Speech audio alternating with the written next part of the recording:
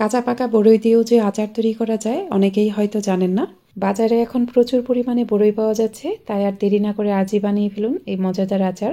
আচার বানানোর জন্য 1 কেজি পরিমাণ কাঁচা পাকা বড়ই নিয়েছি। অবশ্যই কাঁচা পাকা বড়ই নিতে হবে। বড়ইয়ের গায়ের পানিটা ভালোভাবে মুছে মুছে একদম শুকিয়ে নিতে হবে। এরপর প্রত্যেকটা বড়ইয়ের বোটা ছাড়িয়ে নিতে হবে। এখন আচার তৈরির জন্য একটা মশলা রেডি করে নিব। প্যানে নিয়ে নিলাম 1.5 টেবিল চামচ পরিমাণ পাঁচফোড়ন, মাঝারি সাইজের 1 টুকরা দারচিনি, 3টা এলাচ ও কয়েকটি শুকনা মরিচ দিয়ে দিলাম। এই মশলাগুলোকে চুলার কম আঁচে একটু সময় নিয়ে ভাজবো। কিছুক্ষণ ভেজে নেওয়ার পর যখন দেখবেন মশলার কালার অনেকটা চেঞ্জ হয়ে গেছে আর মশলা থেকে খুব সুন্দর একটা সুঘ্রাণ পাওয়া যাচ্ছে, ঠিক সে পর্যায়ে চুলা বন্ধ করে দিব। এরপর এগুলো নামিয়ে ঠান্ডা করে ব্লেন্ডারে গুঁড়া করে নিতে হবে।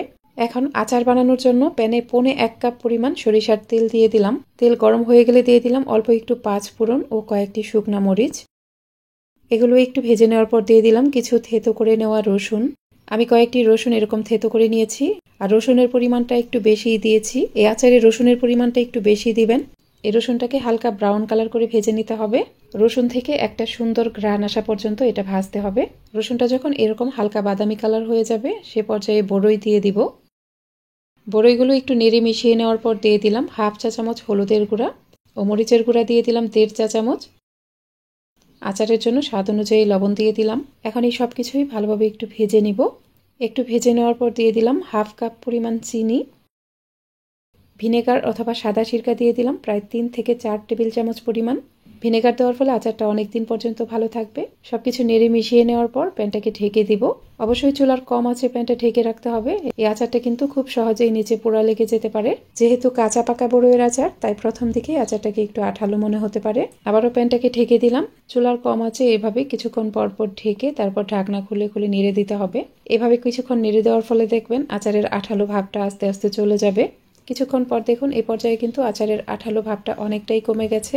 যেহেতু বড়ইগুলো ভালোভাবে সেদ্ধ হয়ে গেছে আর আচারের আঠালো ভাবটাও কমে গেছে, এখন আর প্যানটা ঢাকবো না। আচারটাকে অনবরত এইভাবে নাড়তে থাকবো। নাড়তে নাড়তে দেখবেন আচারের তেলটা একদম বের হয়ে গেছে।